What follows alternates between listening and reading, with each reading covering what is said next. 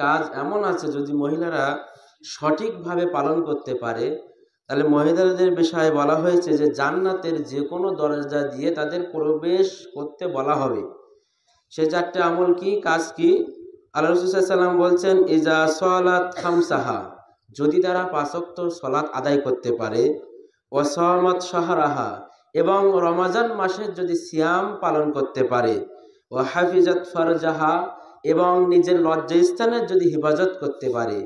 1 number বললেন নামাজের কথা, 5 ওয়াক্ত নামাজ যদি সঠিকভাবে আদায় করতে পারে। 2 নাম্বার রমজান মাসে সিয়াম পালন করা। 3 নাম্বার যে নিজের লজ্জাস্থানের হেফাজত করা।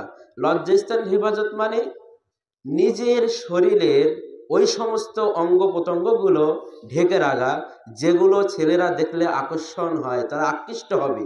অতএব নিজের লজ্জাস্থানকে অন্য কোনো পুরুষের সামনে প্রকাশ না করা, এটা হলো 3 নাম্বার। 4 নাম্বার হলো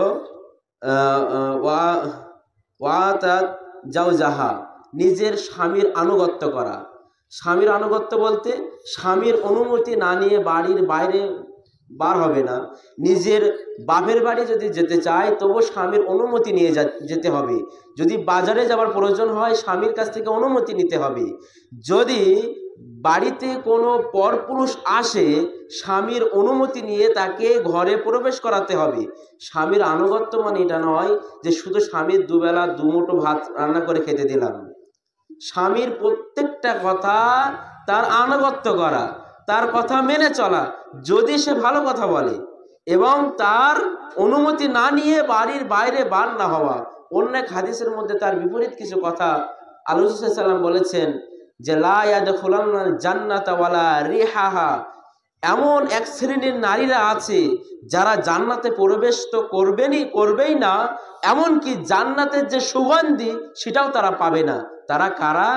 যারা এমন পোশাক পরিধান করে, ওই সমস্ত নারী যারা এমন পোশাক পরিধান করে যাতে তার দেহের অঙ্গ প্রত্যঙ্গ সবকিছু স্পষ্ট বোঝা যায়, সবকিছুই বুঝতে পারা যায়, এবং পর পুরুষকে আকৃষ্ট করে এবং নিজেও আকৃষ্ট হয়। ওই সমস্ত নারীরা জান্নাতে প্রবেশ করবে না, তারা জান্নাতের সুগন্ধও পাবে না। তারা কারা? যারা পরপুরুষকে আকৃষ্ট করে, নিজেও আকৃষ্ট হয়, এমন পোশাক পরিধান করে যাতে তাদের শরীরের অঙ্গ প্রত্যঙ্গগুলো স্পষ্ট প্রকাশ পায়। অতএব আমরা নারীদের জন্য দোয়া করব, আল্লাহ তাআলা যেন তাদের হিদায়াত দান করেন এবং তারা যেন 5 ওয়াক্ত সালাত আদায় করতে পারে, স্বামীর আনুগত্য করতে পারে, নিজের লজ্জাস্থানে হেফাজত করতে পারে। সেই তৌফিক তুমি তাদেরকে দাও।